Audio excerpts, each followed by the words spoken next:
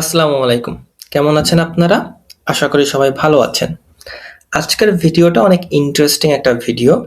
কারণ আপনারা যারা এসইও করতেছেন, যারা একজন মার্কেটার অথবা যাদের নিজস্ব বিজনেস আছে, কিন্তু তাদের বিজনেসে সামহাউ ট্রাফিক আসতেছে না তাদের ওয়েবসাইটে, অথবা বিজনেসে সেলস জেনারেটেড হইতেছে না, অথবা বিজনেসে লিডস আসতেছে না। এখন আপনারা হয়তো ভাবতেছেন যে you are doing everything right, but কেন আসতেছে না? কেন লিডস আসতেছে না? কেন প্রমোট হচ্ছে না? কেন আমার বিজনেসের যে রিচটা এটা বাড়তেছে না? সো এই জন্যই চিন্তা করলাম যে আজকে একটা ভিডিও আমি মেক করি, যে ভিডিওটায় আপনাকে এই যে বিষয়গুলো আছে এই বিষয়গুলো সর্ট আউট করতে সাহায্য করবে। ঠিক আছে? তো আমি আপনাকে কিছু কোয়েশ্চেন আস্ক করতে চাই বিফোর স্টার্টিং দ্য ভিডিও। সেটা হচ্ছে যে আপনারা যারা এসইও বা মার্কেটার যা বিজনেস ওনার, আপনারা কি জানেন যে আপনার ওয়েবসাইটে ঠিক কতজন ট্রাফিক আসতেছে পার মান্থ? মান্থ ওভার মান্থের ডেটা কি আপনার কাছে আছে? আপনি কি এটা জানেন? ট্র্যাক করতেছেন? আপনি কি এটা জানেন যে কোন পেজে আপনার যে ট্রাফিক গুলো আসতেছে সেই ট্রাফিক গুলো সব থেকে বেশি ভিজিট করতেছে, বেশি সময় কাটাচ্ছে? কোন পার্টিকুলার কিওয়ার্ডের মাধ্যমে তারা আপনার সার্ভিস, তারা আপনার প্রোডাক্ট, তারা আপনার বিজনেসটাকে খুঁজে পাচ্ছে? যদি জেনে থাকেন তাহলে অবশ্যই কমেন্ট সেকশনে আমাকে জানাবেন।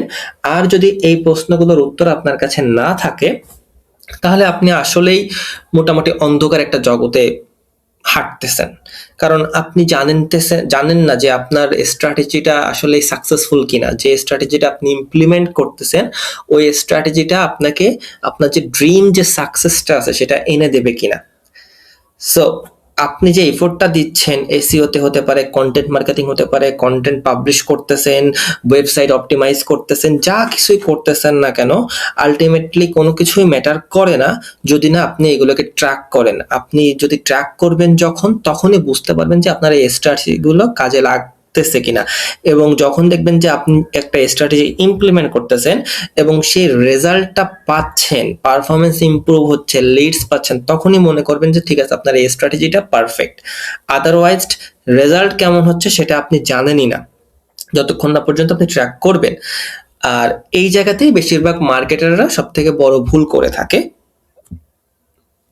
তারা কি করে? তারা ইফোর্ট দেয়, তারা হার্ড ওয়ার্ক করে, তারা ওয়েবসাইট অপটিমাইজ করে, তারা নতুন নতুন কন্টেন্ট পাবলিশ করে, বাট তারা মেজার করে না তাদের স্ট্র্যাটেজিটা আসলেই পারফেক্ট কিনা এই পার্টিকুলার ইন্ডাস্ট্রির জন্য।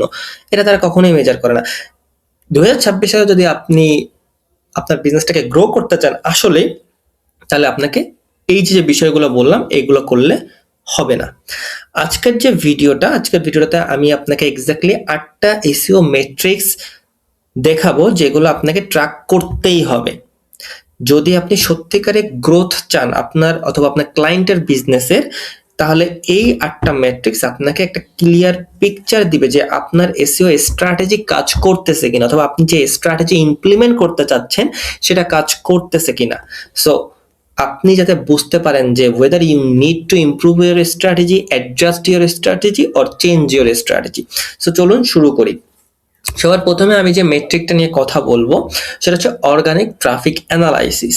এখন মোটামুটি অনেকেই শুধুমাত্র পেজ ভিউ দেখে, মানে একটা পার্টিকুলার পেজ কতগুলো ভিউ পাচ্ছে, যেটা আপনি জিও4 গুগল অ্যানালিটিক্স 4 যে দেখতে পাবেন। কিভাবে দেখবেন? আমার একটা প্লে লিস্ট আছে, আপনি জাস্ট ওইখানে গেলেই মোটামুটি এটা নিয়ে ভালো একটা ধারণা পেয়ে যাবেন। সো ধরলেন দেখেন 2026 সালে শুধু পেজ ভিউ দেখলেই চলবে না, আপনাকে জিএ4 এ গিয়ে সেশনস আর ইউজারদেরও ট্র্যাক করতে হবে। তো এটা কেন করবেন? কারণ একজন ইউজার মোটামুটি 10টা পেজ ভিজিট করলো ধরেন, সেই 10টা পেজ ভিউস আপনি দেখতে পাচ্ছেন, কিন্তু ওই পার্টিকুলার ইউজারটা কিন্তু একজন, অর্থাৎ একটা ইউজারই মোটামুটি 10টা পেজ ভিউ করলো। এক্ষেত্রে আপনাকে কি এই যে মেট্রিকটা এটা কোনো ভালো ইনসাইট দিচ্ছে না? কখনোই দিচ্ছে না। তাই সেশন আর ইউজার দেখলে আপনি বুঝতে পারবেন যে কতজন ইউনিক ইউজার বা ইউনিক মানুষ আপনার সাইটে এসেছে এবং তারা কোন পেজগুলো ভিউ করছে। এরপর আপনাকে কি করতে হবে? আপনাকে সেগমেন্ট করতে হবে। ল্যান্ডিং পেজ অনুযায়ী কোন ল্যান্ডিং পেজে সব থেকে বেশি ইউজার্স গেছে, ডিভাইস অনুযায়ী কোন ডিভাইসের মাধ্যমে তারা এসেছে, জিওগ্রাফিক ধরে কোন লোকেশন থেকে সব থেকে বেশি ট্রাফিক আমি পাচ্ছি, মানে কোন পেজে মানুষ বেশি আসছে, সেটা কি মোবাইল থেকে আসছে নাকি ডেস্কটপ থেকে আসছে, সেটা কোন লোকেশন থেকে ট্রাফিকগুলো আসছে, এগুলো আপনাকে ট্র্যাক করতে হবে।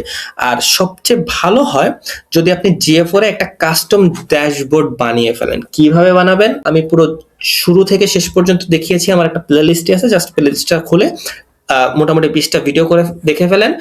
3 ঘন্টা 3.5 ঘন্টায় আপনি পুরোপুরি বিষয়টা জেনে যাবেন।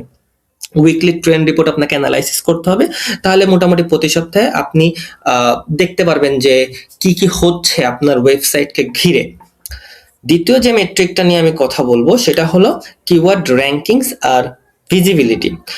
আপনার আপনার যে টার্গেটেড কিওয়ার্ডগুলো থাকবে, এই কিওয়ার্ডগুলো গুগলে কোন পজিশনে আছে এটা আপনাকে প্রতিদিন মনিটর করতে হবে।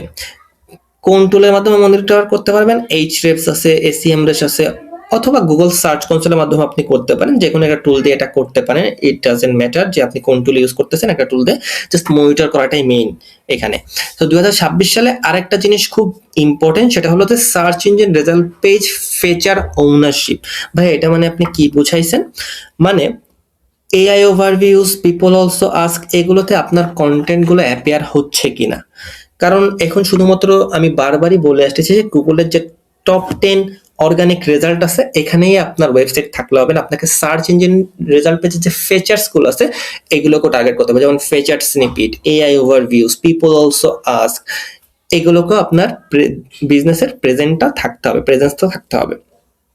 আর সবচেয়ে বড় কথা যে বিষয়টা সেটা হচ্ছে যে বটম অফ দ্য ফানেল যে কিওয়ার্ডসগুলো আছে, যে কিওয়ার্ডসগুলো আপনার বিজনেসের অ্যাকচুয়াল যে রেভিনিউ আছে সেটা ড্রাইভ করবে, এগুলোকে টার্গেট করতে হবে। বটম অফ দ্য ফানেল মানে BOF মানে বটম অফ দ্য ফানেল, যেসব কিওয়ার্ডস থেকে সরাসরি রেভিনিউ আসে।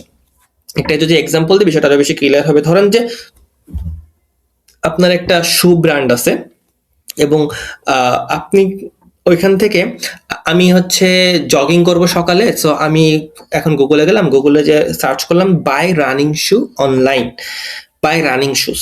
এখন আপনি যদি এই কিওয়ার্ডটাকে টার্গেট করে থাকেন আর আপনি যদি ওই জগিং যারা করবে, লেটস সে সিনিয়র সিটিজেন বা আমাদের মতন যারা, আমাকে বা সিনিয়র সিটিজেন ভাইবেন না, তো সিনিয়র সিটিজেন অথবা যারা নর্মালি ফিটনেস নিয়ে অনেক কনসার্ন, তারা জগিং করতে চায়, তো তারা যখন এই টাইপের শু খুঁজতেছে এবং আপনি যদি এই টাইপের শু সেল করেন, এক্ষেত্রে আপনি অবশ্যই টার্গেট করবেন এই টাইপের শু দিয়ে একটা পেজ, দেন ওই পেজটা যাতে আমাকে অ্যাড্রেস করে আমাকে ওইখানে ড্রাইভ করতে পারে সেটা আপনাকে এনশিওর করতে হবে। কারণ রেভিনিউর সাথে মোটামুটি সবকিছু রিলেটেড। যদি রেভিনিউ আসে আপনার বিজনেস সার্ভাইভ করবে, যদি রেভিনিউ না আসে আপনার বিজনেস সার্ভাইভ করবে না।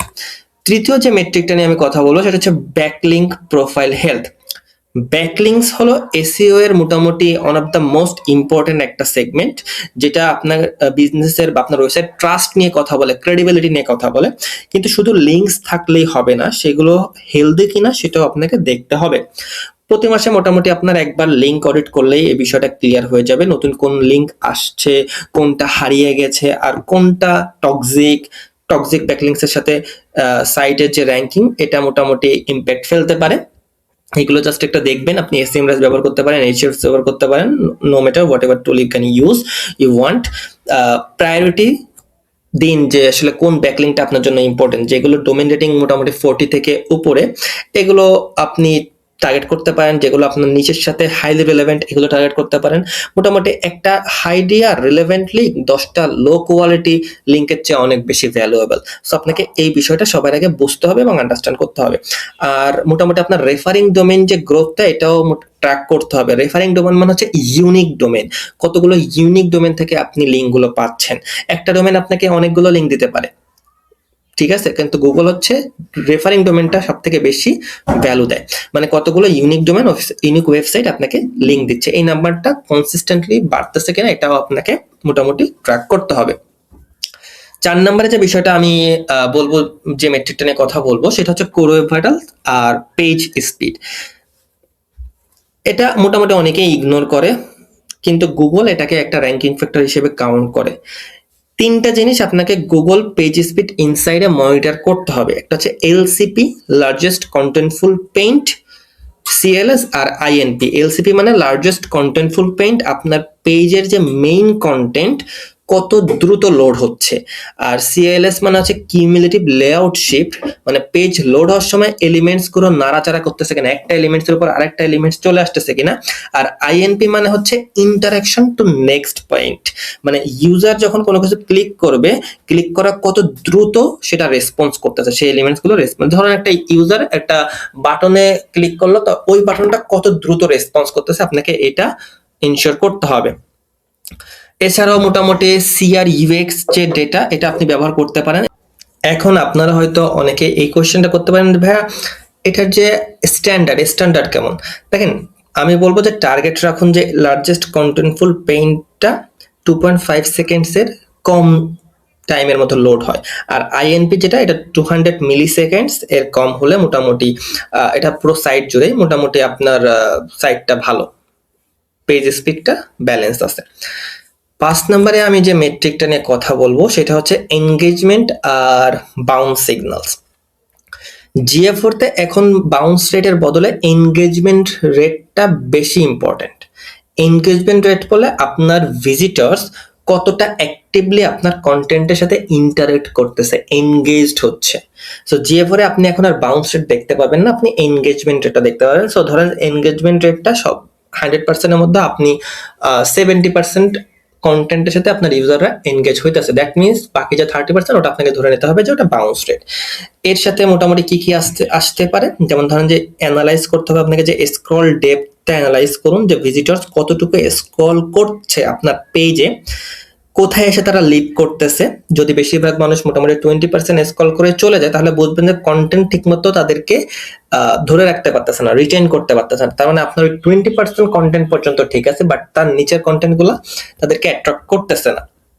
এছাড়াও অ্যাভারেজ সেশন ডিউরেশনও দেখুন, যে মানুষ আপনার সাইটে মোটামুটি কতক্ষণ থাকতেছে, কতক্ষণ টাইম স্পেন্ড করতেছে। যত বেশি থাকবে তত বেশি এটা ভালো। আর অ্যাবভ দ্য ফোল্ড মানে হচ্ছে যে মোটামুটি পেজ ওপেন করার সাথে সাথে যেটুকু দেখা যায় আপনার কন্টেন্টের, সেটাকে অপটিমাইজ করতে হবে, যাতে ওই পার্টিকুলার জিনিসটা যত দ্রুত আপনার ইউজারের সাথে ইমপ্রেশনটা ভালোভাবে বিল্ড আপ করতে পারবে, তত আপনার ইউজাররা আপনার সাইটে স্টে করবে। এই জায়গাটা ডিসাইড করা ভিজিটর থাকবে নাকি চলে যাবে। সো এই বিষয়গুলো অনেক বেশি ইম্পর্টেন্ট। 6 নম্বরে আমরা যে মেট্রিকটা নিয়ে কথা বলবো সেটা হচ্ছে অর্গানিক থেকে কনভার্সন রেট। মোটামুটি ট্রাফিক আনলেই তো হবে না ভাই, সেই ট্রাফিকটা মোটামুটি সেলস বা লিডস আসছে কিনা এটাও তো আপনাকে এনশিওর করতে হবে, সেটাই হচ্ছে আসল কথা। আলটিমেটলি যে কোনো বিজনেস সার্ভাইভ করতে গেলে তো আপনাকে সেলস বাড়াইতে হবে, রেভিনিউ জেনারেট করতে হবে। উইদাউট রেভিনিউ আপনি তো সার্ভাইভ করতে পারবেন না অ্যাজ এ বিজনেস। তো GA4 আর গুগল ট্যাগ ম্যানেজার দিয়ে মোটামুটি এই যে ট্র্যাকিং গুলো আছে, ট্র্যাকিং গুলো আপনি ইজিলি সেট আপ করতে পারবেন। আমার অলরেডি GA4 এর একটা কোর্স পাবলিশ করা আছে, ইন ডেপথ কোর্স, ফুললি ডিটেলসে আমি এখানে অ্যানালাইসিস করেছি কিভাবে প্র্যাকটিক্যালি আপনি করবেন বিষয়গুলো। জাস্ট প্লেলিস্টটা যে দেখতে পারেন। আর কোন অর্গানিক ভিজিটর কি অ্যাকশন নিচ্ছে, তারা সাইন আপ করছে কিনা, ফর্ম ফিল আপ করছে কিনা, নাকি পারচেস করছে, সবকিছুই আপনি ট্র্যাক করতে পারবেন ভাই, কোনো কিছুই বাদ নেই। আপনি আরেকটা টুল আছে মাইক্রোসফট ক্লারিটি, ওইখানে আপনি মোটামুটি একটা ভিউয়ার্স বা একটা কাস্টমার্স আপনার ওয়েবসাইটে আসার পরে কি কি করতেছে, এভরিথিং আপনি you can see live, which is really handy একটা টুল। সো আপনি কিন্তু ওটাও দেখতে পারেন। তারপর আপনি চেষ্টা করেন কম্পেয়ার করতে, সবকিছু চেষ্টা করবেন কম্পেয়ার করতে, যে অর্গানিক চ্যানেলের কনভার্সন রেট পেইড আর সোশ্যাল মিডিয়ার তুলনায় কেমন, এটা কি বাড়তেছে নাকি কমতেছে। যদি দেখেন যে বাড়তেছে, that means you have to focus more on organic channel SEO. And যদি দেখেন কমতেছে, তার মানে আপনাকে বুঝতে হবে আপনি অর্গানিক চ্যানেলে যে স্ট্র্যাটেজিটা ইমপ্লিমেন্ট করতেছেন সেটা কাজে লাগতেছে না। সো আপনি এটা আরো ইমপ্রুভ করতে পারেন স্ট্র্যাটেজি, অথবা আপনি টোটালি ফোকাস করতে পারেন পেইড অথবা সোশ্যাল যে মিডিয়া আছে সেই সোশ্যাল মিডিয়া কন্টেন্টে। ঠিক আছে, তো আপনি যাতে বুঝতে পারেন যে অর্গানিক এসে ইনভেস্ট করা ওর্থ ইট কিনা। আর মাইক্রো কনভার্সনস, এটাও মোটামুটি এটাকে আপনি চেষ্টা করবেন ট্র্যাক করতে, এটাকে ইগনোর করেন না। যেমন সাইন আপস, ডাউনলোডস, ফর্ম ফিলস, এগুলো ছোট ছোট স্টেপ যেগুলো ইভেনচুয়ালি বড় কনভার্সনে লিড করে একটা কাস্টমারকে। সো এই বিষয়গুলো আপনাকে ট্র্যাক করতে হবে। 7 নম্বরে আমি যে মেট্রিকটা নিয়ে কথা বলবো সেটা হচ্ছে কন্টেন্ট পারফরমেন্স অডিট। মানে আপনার ওয়েবসাইটে সব পেজ সমানভাবে পারফর্ম করবে না। কিছু পেজ হিরো সবচেয়ে বেশি ট্রাফিক আনতে পারে, র্যাঙ্কিং ধরে রাখতে পারে, কনভার্সন গুলো বাড়ায়। আবার কিছু পেজ আছে ধীরে ধীরে মোটামুটি স্লো হয়ে যায় টাইম যেতে যেতে, এবং যে পেজগুলো মোটামুটি আপনার ওয়েবসাইটে বেশি একটা পারফরমেন্স করবে না। আপনার কাজ হলো যে টপ পেজগুলো আছে, টপ পেজগুলোকে আইডেন্টিফাই করা, তাদের ট্রাফিক, র্যাঙ্কিং আর কনভার্সন এই ৩টা দিক দিয়ে মোটামুটি এগুলোকে চেষ্টা করুন ট্র্যাক করতে। আর ডিক্লাইনিং যে পেজগুলো আছে এগুলো আপনাকে আগে থেকে এক্সপোর্ট করার চেষ্টা করুন। যখনই দেখবেন যে ট্রাফিক একটু কমতে শুরু করেছে তখন সাথে সাথে ওই পেজগুলোকে আপডেট করে ফেলেন। পুরোপুরি একদম জিরো হয়ে যাওয়ার আগেই আপনাকে ওইটা রিকভার করতে পারলে দেখবেন যে ওই পেজগুলো ভালো পারফরমেন্স করা শুরু করতেছে। আর একটা জিনিস যে বিষয়গুলো আপনি খেয়াল করবেন সেটা হচ্ছে যে কন্টেন্ট গ্যাপস গুলো ম্যাপ করার চেষ্টা করুন, যে আপনার কম্পিউটারের সাথে আপনার কম্পিউটার কোন কোন টপিক কভার করছে যেগুলো আপনার সাইটে নেই। এই গ্যাপস গুলো যত দ্রুত আপনি মিনিমাইজ করতে পারবেন তত দ্রুত আপনি আপনার কম্পিটিটরসকে আউটর্যাঙ্ক করতে পারবেন, বিট করতে পারবেন। ৮ নম্বরে যে মেট্রিক্সটা নিয়ে আমি কথা বলবো সেটা হচ্ছে যে মোবাইল আর ক্রস ডিভাইস ইউএক্স। এটা বলতে আমি কি বুঝাইছি ভাই, 2026 সালে গুগল পুরোপুরি মোবাইল ফার্স্ট ইন্ডেক্সিং এ চলে এসেছে। সো মানে গুগল আপনার সাইটের মোবাইল ভার্সনকেই ফার্স্ট প্রায়োরিটি দিচ্ছে র্যাঙ্কিং এর জন্য। অর্থাৎ আপনার কন্টেন্টটা আপনার ওয়েবসাইটে যদি মোবাইল অপটিমাইজ হয় এক্ষেত্রে গুগল ধরে নিচ্ছে যে এটা ডেস্কটপে ভালো পারফরমেন্স করবে। তাই আপনার সব থেকে কি পেজেস যেগুলো আছে এগুলো মোটামুটি গুগল মোবাইল ফোনে টেস্ট দিয়ে চেক করে ফেলুন। আর mobile versus desktop bounce rate আর কনভার্সন রেট কম্পেয়ার করুন। যদি দেখেন যে মোবাইলের বাউন্স রেট অনেক বেশি তার মানে আপনার মোবাইল সাইটটাকে অপটিমাইজ করতে হবে। আবার যদি দেখেন ডেস্কটপে কম তাহলে আপনার ডেস্কটপকে অপটিমাইজ করতে হবে। মোটামুটি আপনাকে সব জায়গায়, সেটা বিগ স্ক্রিন হোক, স্মল স্ক্রিন হোক, মিডিয়াম স্ক্রিন হোক, সব জায়গায় আপনার ওয়েবসাইটের প্রতিটা এলিমেন্ট যাতে পারফেক্টলি অ্যাপেয়ার হয় সেটা আপনাকে এনশিওর করতে হবে। মোবাইল অপটিমাইজেশনে সব থেকে বেশি ফোকাস করতে হবে, কারণ এটা অলরেডি গুগল বলে দিয়েছে যে fast loading, easy navigation, readable text আর ক্লিকেবল বাটনস এগুলো মোটামুটি যাতে ঠিক থাকে এগুলোর প্রতি একটু বেশি জোর দেন। এগুলো ঠিক থাকলে মোবাইলের যে কনভার্সনগুলো আছে এগুলো সব থেকে বেশি বাড়ার সম্ভাবনা সব থেকে বেশি। সো আমি যে বিষয়টা দিয়ে শেষ করব সেটা হচ্ছে যে এই যে 8টা মেট্রিক্স নিয়ে আমরা কথা বললাম এগুলো 2026 সালে আপনাকে অবশ্যই ট্র্যাক করতে হবে। একটা কথা মনে রাখবেন যে আপনি যত বেশি মেট্রিক্স ট্র্যাক করবেন আপনার রেজাল্টস তত বেশি কম্পাউন্ড হবে। মানে একটা মেট্রিক ট্র্যাক করলে একটু বেনিফিট পাবেন, কিন্তু 8টা ট্র্যাক করলে গ্রোথ এক্সপোনেনশিয়াল হবে, কারণ আপনি বুঝতে পারতেছেন যে কোথায় আপনার সমস্যাটা হচ্ছে এবং কোথায় আপনি স্ট্র্যাটেজিটা একটু চেঞ্জ করলে বা একটু ইমপ্রুভ করলে বেশি ভালো ফল পাবেন। সো আপনাকে একসাথে সব করতে আমি বলতেছি না, আমি মোটামুটি আজকে একটা দিয়ে শুরু করেন, একটা মেট্রিক দিয়ে তারপর ধীরে ধীরে বাকিগুলো অ্যাড করেন।